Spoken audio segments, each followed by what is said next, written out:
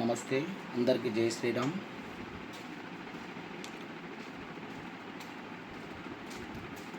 చాలామంది మాటల గురించి ఒక వీడియోది అనేసి అంటున్నారు.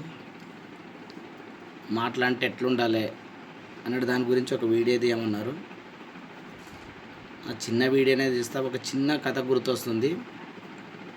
ఆ చిన్న కథ చెప్పి మాటల గురించి చెప్తాం. మాటలు ఎట్లుండాలి అనే దాని గురించి చెప్తాం. ఒక రాజు ఒక మంత్రి ఉన్నారు, ఇద్దరు.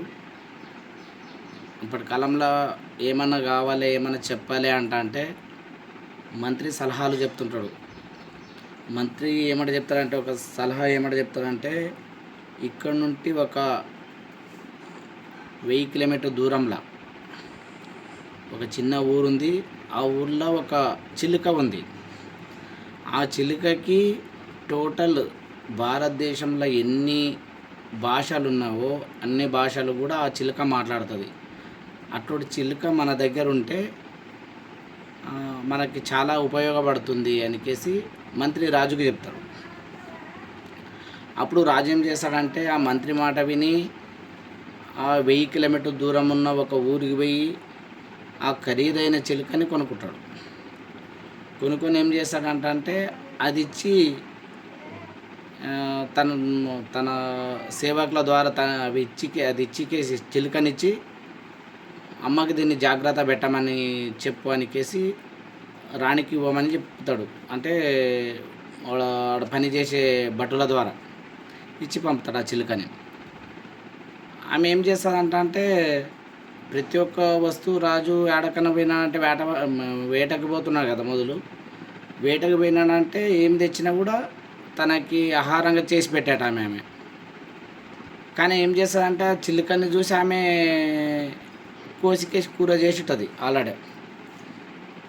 రాజు తినడానికి ఇంటికి పోతాడు. ఇంటికి పోను ఆ చిలుక కూరని వేసిడుస్తుంది ఆమె రాజుకి. రాజు ఏమంటాడంటే, ఇది ఏ కూర, చికెనా మటనా ఏమిటిది అంటే, చిలుక నీవు ఇచ్చి తోలినావు కదా చిలుక అంటే, ఈ చిలుక 1000 కిలోమీటర్ దూరంలో టోటల్ భారతదేశంలో ఉన్న భాష మొత్తం మాట్లాడుతుండే, అటువంటి చిలుకని కోసినావు కదా అంటానమాట.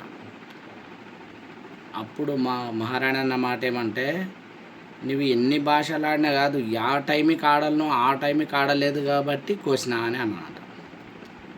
ఇప్పుడు అది భాషలు ఎన్నెన్నా ఆడవచ్చు, కానీ కోసే టైంకి కొయ్యకూడదు అని చెప్పొచ్చు కదా, నన్ను ఇట్లా కొనుక్కొచ్చాడని చెప్పొచ్చు కదా.